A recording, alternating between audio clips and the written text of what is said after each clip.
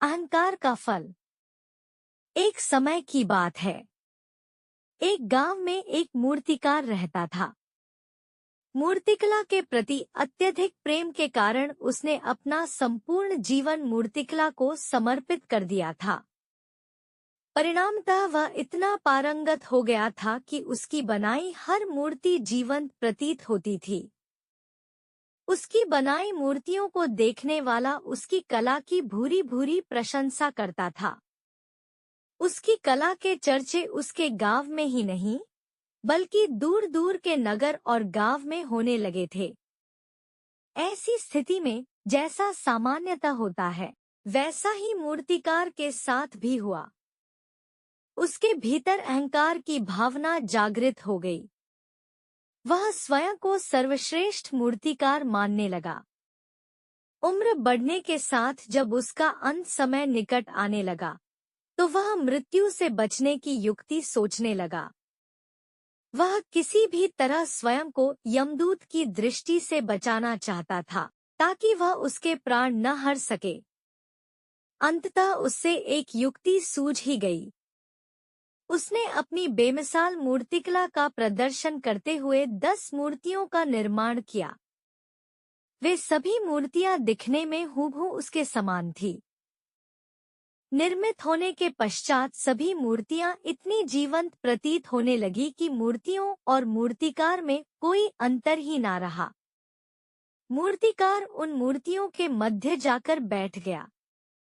युक्तिनुसार यमदूत का उसे इन मूर्तियों के मध्य पहचान पाना असंभव था। उसकी युक्ति कारगर भी सिद्ध हुई।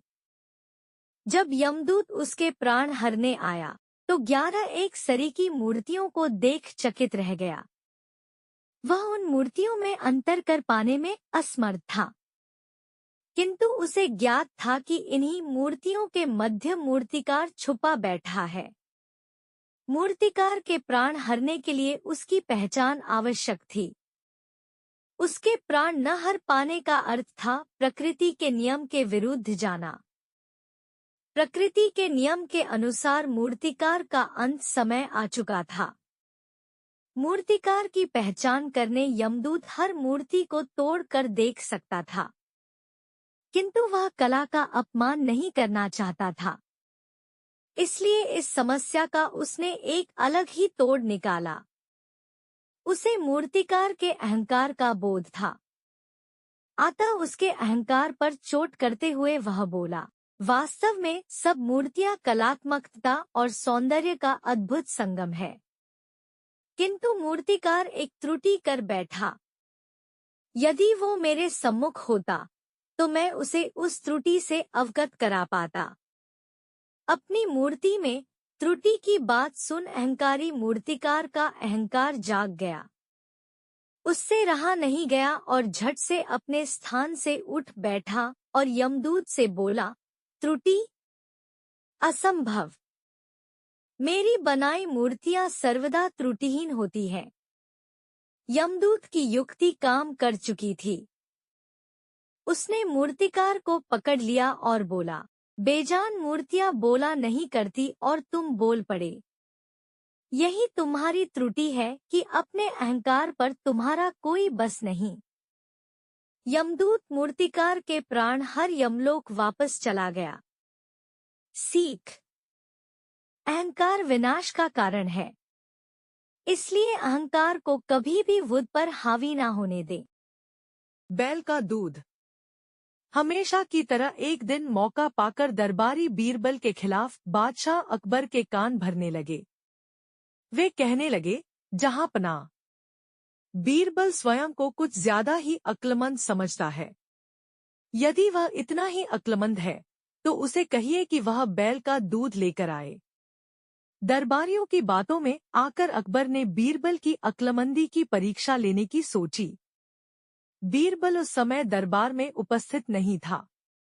जब वह दरबार पहुंचा, तो अकबर बोले, बीरबल, क्या तुम मानते हो कि दुनिया में कोई कार्य असंभव नहीं?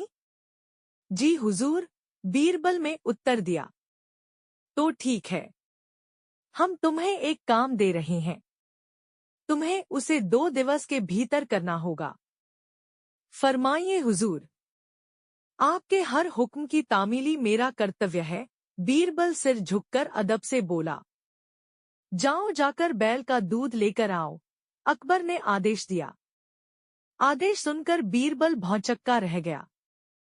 इधर दरबारी मन ही मन बड़े प्रसन्न हुए। वे जानते थे कि यह कार्य असंभव है, क्योंकि दूध गाय देती है, बैल नहीं। क्यों बीरबल, तुमने कोई जवाब नहीं दिया? अकबर बोले। बीरबल क्या कहता? वह बहस करने का समय नहीं था।